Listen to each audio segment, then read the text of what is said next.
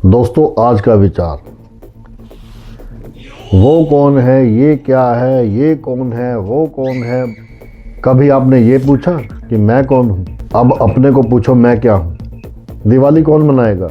अश्वमेध यज्ञ का फल कौन भोगेगा? दुख का फल कौन भोगेगा? पुण्य हो गया तो कौन भोगेगा? पाप का फल कौन भोगेगा? इस प्रकार से यदि अपने आप को खोजा जाए, इतना महान हो जाएगा कि देवताओं का वैभव भी उसके सामने कुछ नहीं होगा। फिर उसके आगे पृथ्वी का साम्राज्य कुछ नहीं, यक्ष और गंधर्वों का साम्राज्य कुछ नहीं। इतना वो महान हो सकता है। और इस खोज को छोड़कर, इस प्रक्रिया को छोड़कर, बाहर से कितना भी तुम महान बनो, लेकिन भीतर से तुम उतने ही दरिद्र होते चले जाओगे। बाहर से धनवान होगे पर भीतर से भयभीत होते चले जाओगे। बाहर से कुटुंबी होगे, मित्र होंगे, दोस्त होंगे, लेकिन भीतर से राग, द्वेष और भय तुम्हें घेर लेंगे। कबीर जी ने ठीक कहा है, कबीरा यह जग आए ने बहुत बनायो मीत। इस जग में आकर तुमने बहुत मित्र बनाए। अपने आप को खोजोगे तो एक से ही दिल बंध जाएगा। अहंकार जो है ना, ये एक से कभी तृप्त नहीं होता।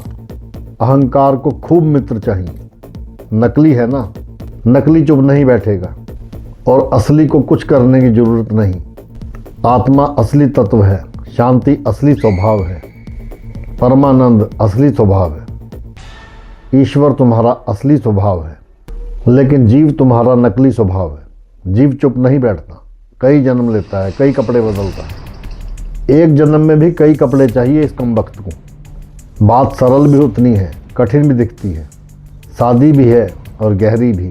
साबरी दैत्य ने 3 योद्धाओं की रचना की, दाम, व्याल और कौटुब। जैसे जापान ने रोबोट का आविष्कार किया, यंत्र का पुरुष, रोबोट जो खुद चलता है। पहले ऐसे ही मंत्र के पुरुष बनाए जाते थे। साबरी जी ने अपने मंत्र से 3 योद्धा रचे। देवताओं के साथ उनका बैर था और उन योद्धाओं को लगा दिया। योद्धा ऐसे अगर मैदान में आ जाएं तो देवता भी पूंछ दबाकर भाग जाएं। वो ऐसे लड़ें जैसे यंत्र के पुतले। उनको कोई पुण्य पाप का ख्याल नहीं, परिणाम की कोई चिंता नहीं, सुख दुख की कोई परवाह नहीं, अपना पराये का कोई भाव नहीं। बस भिड़ जाएं, युद्ध करें ऐसे जैसे कोई मशीन घूम रही है। उन्हें कोई ऐसा नहीं फुरता था कि हम युद्ध कर रहे हैं, हम सफल हो रहे हैं या असफल हो रहे हैं। कर्म करने का कोई अहंकार नहीं फुरता था उन्हें। युद्ध चल रहा है, बार बार देवता आ रहे हैं, परास्त होकर भाग रहे हैं। देवता कई बार परास्त हुए, थके। योग वशिष्ठ में ये कथा आती है। जाकर पितामह से पूछा कि साबरी दैत्य ने तो ऐसे योद्धा बना दिए कि हमारे नाक में दम आ गया है। ये योद्धा तो अजय हैं, पितामह आप ही कोई हमें उपाय बताएं। हमारा खाना खराब कर दिया, हे पितामह आप ही कोई उपाय बताओ। पितामह बोले, जब तक उन्हें अहंकार नहीं फुरता तब तक उनका विनाश होना असंभव है। तुम ऐसी कोई कोशिश करो जिससे उनको अहंकार आ जाए। तुम कुछ ऐसा करो जिससे वह अपने आप को कुछ माने। जब तक वह अपने आप को कुछ मानेंगे नहीं, तब तक आप उनको मुसीबत में नहीं डाल सकते।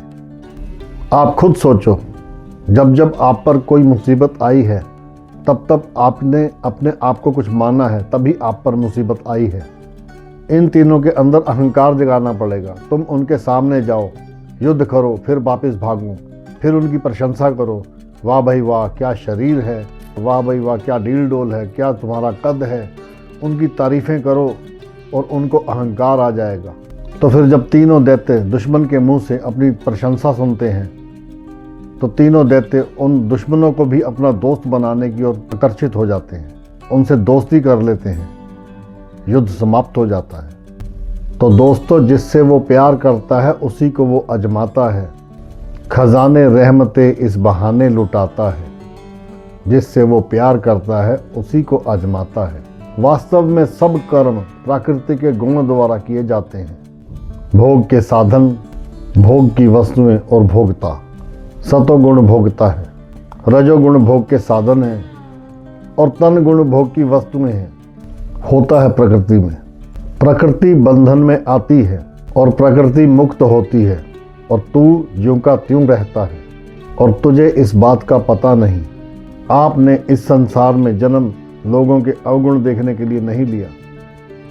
आपको जन्म इस संसार में इसीलिए दिया है उस परमात्मा ने कि आप जगदीश्वर को देख सको, जिसने इस जगत की रचना की है उसको देख सको, उसको ढूंढ सको, ना कि किसी की आलोचना कर सको, ना कि किसी का अवगुण देख सको। तो ये था आज का विचार। जय हिंद।